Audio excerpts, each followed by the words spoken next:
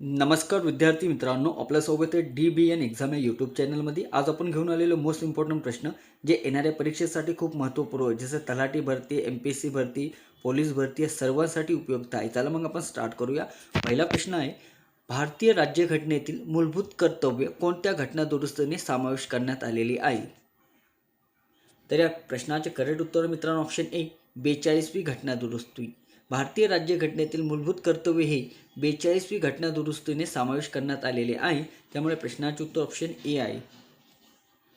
प्रश्न क्रमांक 2 आहे, महाराष्ट्रात पंचायत समिती कोणत्या स्तरावर कार्य करत असते?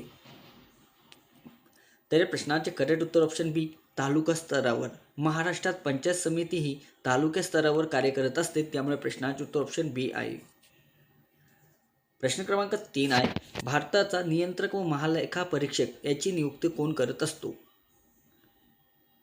तर या प्रश्नाचे करेक्ट उत्तर मित्रांनो ऑप्शन बी राष्ट्रपतीद्वारे भारताचा नियंत्रक व महालेखा परीक्षक यांची नियुक्ती करत असतो. त्यामुळे प्रश्नाचे उत्तर ऑप्शन बी आहे. मित्रांनो, तुम्हाला व्हिडिओ आवडत असेल तर नक्की लाईक करायला विसरू नका आणि आतापर्यंत चॅनलला जॉईन झाला नसेल तर नक्कीच जॉईन करा. प्रश्न क्रमांक 4 आहे, महाराष्ट्रातील जायकवाडी धरण कोणत्या नदीवर आहे? तर या प्रश्नाचे करेक्ट उत्तर ऑप्शन बी गोदावरी. महाराष्ट्रातील जायकवाडी धरण हे गोदावरी नदीवर आहे. त्यामुळे प्रश्नाचे उत्तर ऑप्शन बी आहे. प्रश्न क्रमांक 5 आहे, भारतीय राज्यघटनेतील अनुच्छेद 370 कोणत्या राज्याशी संबंधित होता? तर या प्रश्नाचे करेक्ट उत्तर ऑप्शन बी जम्मू आणि काश्मीर. भारतीय राज्यघटनेतील अनुच्छेद 370 हे जम्मू आणि काश्मीर या राज्याशी संबंधित आहे. त्यामुळे प्रश्नाचे उत्तर ऑप्शन बी आहे. प्रश्न क्रमांक 6 आहे, भारतातील पहिली जनगणना कधी झाली होती? तर या प्रश्नाचे उत्तर ऑप्शन ए 1872 मध्ये भारताची पहिली जनगणना सुरू झाली होती. त्यामुळे प्रश्नाचे उत्तर ऑप्शन ए आहे. प्रश्न क्रमांक 7 आहे, महाराष्ट्रातील कापसाचे बाजारपेठ म्हणून कोणते शहर ओळखले जातात? तर या प्रश्नाचे करेक्ट उत्तर मित्रांनो ऑप्शन डी अकोला. महाराष्ट्रातील कापसाची बाजारपेठ म्हणून अकोला या जिल्ह्याला ओळखले जातात किंवा या शहराला ओळखले जातात. त्यामुळे प्रश्नाचे उत्तर ऑप्शन डी आहे. प्रश्न क्रमांक 8 आहे, भारतीय राज्यघटनेचा कोणता भाग मूलभूत अधिकाराशी संबंधित आहे? भारतीय राज्यघटनेचा कोणता भाग मूलभूत अधिकाराशी संबंधित आहे? तर या प्रश्नाचे करेक्ट उत्तर ऑप्शन बी भाग 3. भारतीय राज्यघटनेतील भाग 3 ही मूलभूत अधिकाराशी संबंधित भाग आहे. त्यामुळे प्रश्नाचे उत्तर ऑप्शन बी आहे. प्रश्न क्रमांक 9 आहे, महाराष्ट्र लोकसेवा आयोगाचे मुख्यालय कुठे आहे? तर प्रश्नाचे उत्तर ऑप्शन सी मुंबई. महाराष्ट्र लोकसेवा आयोगाचे मुख्यालय हे मुंबईमध्ये आहे. त्यामुळे प्रश्नाचे उत्तर ऑप्शन सी आहे. प्रश्न क्रमांक 10 आहे, ऑपरेशन फ्लड या संबंध कशाशी आहे? ऑपरेशन फ्लड हा संबंध बी दुग्ध उत्पादनासाठी आहे. त्यामुळे प्रश्नाचे उत्तर ऑप्शन बी आहे. प्रश्न क्रमांक 11 आहे, भारतातील सर्वात मोठे खारफुटी जंगल कोणते? तर या प्रश्नाचे करेक्ट उत्तर ऑप्शन आहे सुंदरबन. भारतातील सर्वात मोठे खारफुटी जंगल हे सुंदरबन आहे. त्यामुळे प्रश्नाचे उत्तर ऑप्शन ए आहे. प्रश्न क्रमांक 12 आहे, महाराष्ट्रातील सर्वाधिक साखर कारखाना कोणत्या विभागात आहे? तर या प्रश्नाचे करेक्ट उत्तर ऑप्शन बी पश्चिम महाराष्ट्र. महाराष्ट्रातील सर्वाधिक साखर कारखाना हे पश्चिम महाराष्ट्रामध्ये आहे. त्यामुळे प्रश्नाचे उत्तर ऑप्शन बी आहे. प्रश्न क्रमांक 13 आहे, राज्यसभेचे पदसिद्ध सभापती कोण असतो? तर या प्रश्नाचे करेक्ट उत्तर ऑप्शन बी उपराष्ट्रपती. राज्यसभेचे पदसिद्ध सभापती हा उपराष्ट्रपती आहे. त्यामुळे प्रश्नाचे उत्तर ऑप्शन बी आहे. प्रश्न क्रमांक 14 आहे, महाराष्ट्र केसरी हा पुरस्कार कोणत्या खेळाशी संबंधित आहे? तर या प्रश्नाचे करेक्ट उत्तर ऑप्शन बी कुस्ती. महाराष्ट्र केसरी हा पुरस्कार कुस्ती या खेळाशी संबंधित आहे.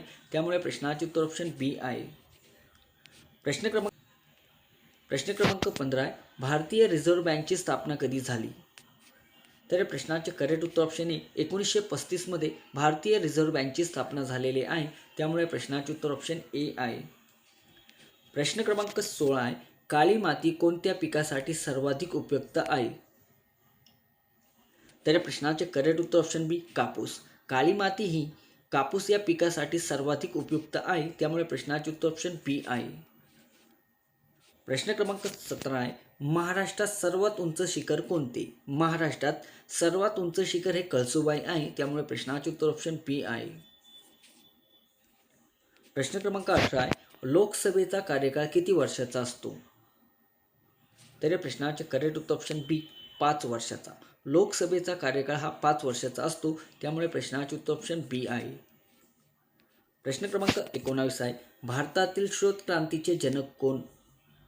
तर या प्रश्नाचे उत्तर ऑप्शन ए एम स्वामीनाथन हे भारतातील श्वेत क्रांतीचे जनक आहे, त्यामुळे प्रश्नाचे उत्तर ए आहे. प्रश्न क्रमांक 20 आहे, महाराष्ट्रात सर्वाधिक केळीचे उत्पादन कोणत्या जिल्ह्यात होते? तर या प्रश्नाचे करेक्ट उत्तर ऑप्शन ए जळगाव. महाराष्ट्रातील सर्वाधिक केळीचे उत्पादन ही जळगाव या जिल्ह्यामध्ये होते, त्यामुळे प्रश्नाचे उत्तर ऑप्शन ए आहे. प्रश्न क्रमांक 21 आहे, 1000 ग्राम म्हणजे किती? तर या प्रश्नाचे करेक्ट उत्तर ऑप्शन बी 1 किलो. 1000 ग्राम म्हणजे 1 किलो. प्रश्न क्रमांक 22 आहे, महाराष्ट्राचे पहिले मुख्यमंत्री कोण होते? तर या प्रश्नाचे करेक्ट उत्तर ऑप्शन ए यशवंतराव चव्हाण हे महाराष्ट्राचे पहिले मुख्यमंत्री होते, त्यामुळे प्रश्नाचे उत्तर ए आहे. प्रश्न क्रमांक 23 आहे, जलद या शब्दाचा विरुद्धार्थी शब्द कोणता? तर या प्रश्नाचे करेक्ट उत्तर ऑप्शन ए मंद. जलद या शब्दाचा विरुद्धार्थी शब्द मंद आहे. वेगवान, तत्पर व चपळ हे सर्व जलदचा विरुद्धार्थी शब्द आहे मित्रांनो. प्रश्न क्रमांक 24 आहे, निस्वार्थ या शब्दाचा समानार्थी शब्द कोणता? तर या प्रश्नाचे करेक्ट उत्तर ऑप्शन बी परोपकारी. निस्वार्थ या शब्दाचा समानार्थी शब्द परोपकारी हा आहे, त्यामुळे प्रश्नाचे उत्तर ऑप्शन बी आहे. प्रश्न क्रमांक 25 आहे, महाराष्ट्रातील सर्वात मोठे धरण कोणते? तर प्रश्नाचे करेक्ट उत्तर ऑप्शन सी जायकवाडी धरण हे महाराष्ट्रातील सर्वात मोठे धरण आहे आणि ते. प्रश्न क्रमांक 26 आहे, 5चा 125चा संबंध आहे तर 6चा कशासाठी संबंध आहे? तर मित्रांनो हा घनमूळ आहे. 5चा 125 आहे तर 6चा 216 आहे, त्यामुळे प्रश्नाचे उत्तर ऑप्शन सी आहे. प्रश्न क्रमांक 27 आहे, भारताचे पहिले मुख्य निवडणूक आयुक्त कोण होते? तर प्रश्नाचे करेक्ट उत्तर ऑप्शन ए सुकुमार सेन हे भारतातील पहिले मुख्य निवडणूक आयुक्त होते, त्यामुळे प्रश्नाचे उत्तर ए आहे. प्रश्न क्रमांक 28 आहे, महाराष्ट्रातील नवेगाव राष्ट्रीय उद्यान कोणत्या जिल्ह्यामध्ये आहे? तर या प्रश्नाचे करेक्ट उत्तर ऑप्शन ए गोंदिया. महाराष्ट्रातील नवेगाव राष्ट्रीय उद्यान हे गोंदिया या जिल्ह्यामध्ये आहे, त्यामुळे प्रश्नाचे उत्तर ए आहे. प्रश्न क्रमांक 29 आहे, भारतीय संविधानातील राज्याच्या धोरणाच्या निर्देशक तत्वाचा उल्लेख कोणत्या भागात आहे?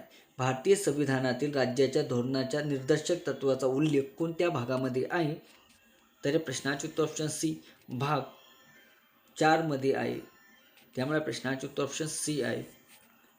प्रश्न क्रमांक 30 आहे, तलाठी व महसूल विभागातील कोणत्या स्तरावरील अधिकार असतो? तलाठी हा महसूल विभागातील कोणत्या स्तरावरील अधिकारी असतो? तर प्रश्नाचे करेक्ट उत्तर ऑप्शन डी गाव किंवा सजा स्तरावर, त्यामुळे प्रश्नाचे उत्तर ऑप्शन डी आहे.